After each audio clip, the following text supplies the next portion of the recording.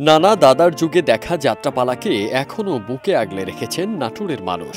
যাত্রাপালার গল্প কালের বিবর্তনে হারিয়ে গেলেও এখনো বিলুপ্তপ্রায় সংস্কৃতির হাল ধরে রেখেছেন বাগাতিপাড়ার মোটে মজুর আর শ্রমজীবী মানুষ। এলএমই সার্টিফাইড বিশ্বসেরা কপারে তৈরি ওয়ালটন কেবলস, যা আপনার স্থাপনাকে রাখবে সব সময় নিরাপদ। ঢাকা ইউনিয়নের গালিমপুরে জমিদার বাড়ি গিরিশ ধামে অনুষ্ঠিত হল গৌরীমালা যাত্রাপালা।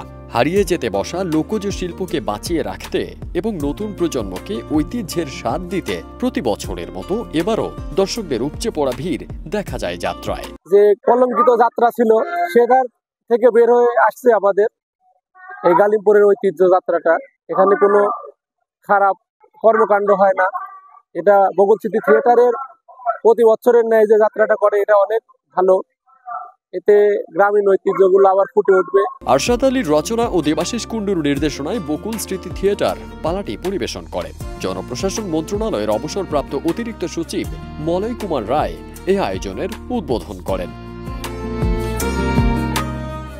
অনুষ্ঠান ঘিরে এলাকায় ছিল লোকজ উৎসবের আমেজ। খাবারের দোকান, খেলনা আর ছোটখাটো মেলা মিলিয়ে যেন সবাই আবারও গ্রামের সেই পুরনো দিনে ফিরে যান। সন্ধ্যায় নারী পুরুষ ও শিশুরা সপরিবারে যাত্রাপালা দেখতে আসেন।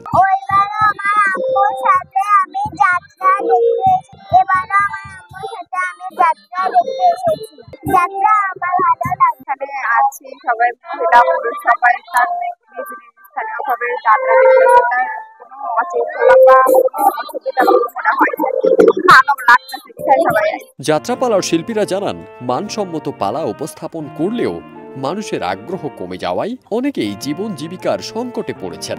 আবারও পেশা হিসেবে এই শিল্পকে ফিরে পেতে সরকারের সহায়তার প্রত্যাশা করেন শিল্পীরা। আমরা যে একটা বাংলাদেশে যে শিল্পী আছি, আমাদের শিল্পীদের কোনো কদর নেই, দামও নেই। কারণ আমরা অনেক অনেক কষ্টে আছি। অনেকে মনে করেন যে দিনমজুরি খাচ্ছে, তারপরে কেউ হোটেলে কাজ করে খাচ্ছে, কেউ রিক্সা চালা খাচ্ছে। আমরা যে কিভাবে চলবো, কিভাবে থাকবো, এই পরিস্থিতিটা আমাদের নেই।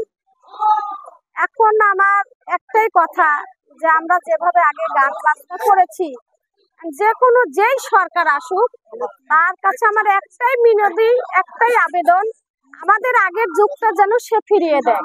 উদ্বোধক মলয় কুমার রায় বলেন, যাত্রাপালা গ্রামীণ সংস্কৃতি রক্ষায় যেমন কার্যকর ভূমিকা রাখে, তেমনি মাদক সহ সামাজিক অবক্ষয় থেকেও তরুণদের রক্ষা করে। আমাদের এই বর্তমান সমাজ ব্যবস্থায় যে মাদকের যে করাল ছোবল, সেই করাল ছোবল থেকে সমাজকে রক্ষার জন্য আমরা এই আয়োজন করে থাকি প্রতি বছরই।